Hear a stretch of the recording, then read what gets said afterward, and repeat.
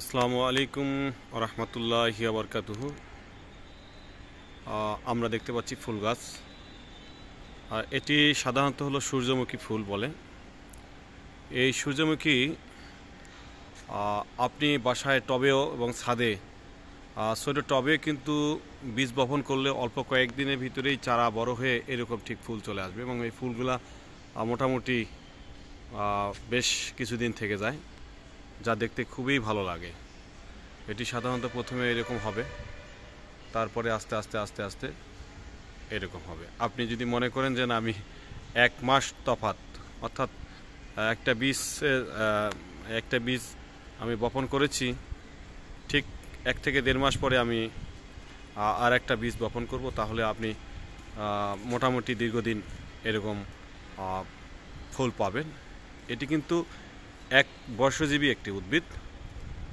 এটির বীজ থেকে সাধারণত তেল হয়, আর এই তেলে সবচেয়ে বেশি ভিটামিন এ, ডি এবং ভিটামিন ই রয়েছে।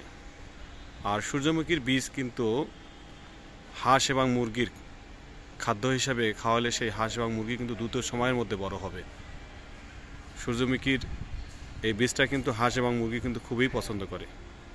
আর সবচেয়ে মজার বিষয় হলো, আপনার বাসার সামনে, যেমন আমাদের বাসার সামনে যদি এরকম একটা গাছ বা কয়েকটা গাছ লাগানো যায়, তাহলে দীর্ঘদিন একটা সৌন্দর্য থাকবে।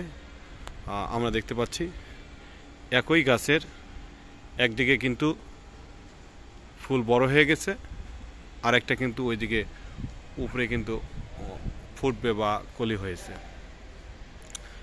তো আমরা যারা ফুলকে পছন্দ করি, ভালোবাসি, দ্রুত সময়ের মধ্যে ফুল চাই এবং সবুজ, একবার যদি আপনি এরকম সূর্যমুখীর কয়েকটা চারা লাগাই ফেলেন, তাহলে এখান থেকে কিন্তু, এই যে আমরা দেখতে পাচ্ছি, এখান থেকে কিন্তু অনেকগুলো বীজ পাবো আমরা।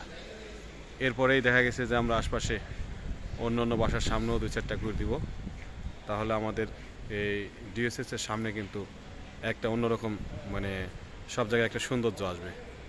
এই সূর্যমুখী ফুল দিনের মধ্যে এবং রাতে যখন বাল্ব দিবে, আমরা দেখতেছি অনেক সুন্দর, অনেক সুন্দর, অনেক সুন্দর দেখাচ্ছে।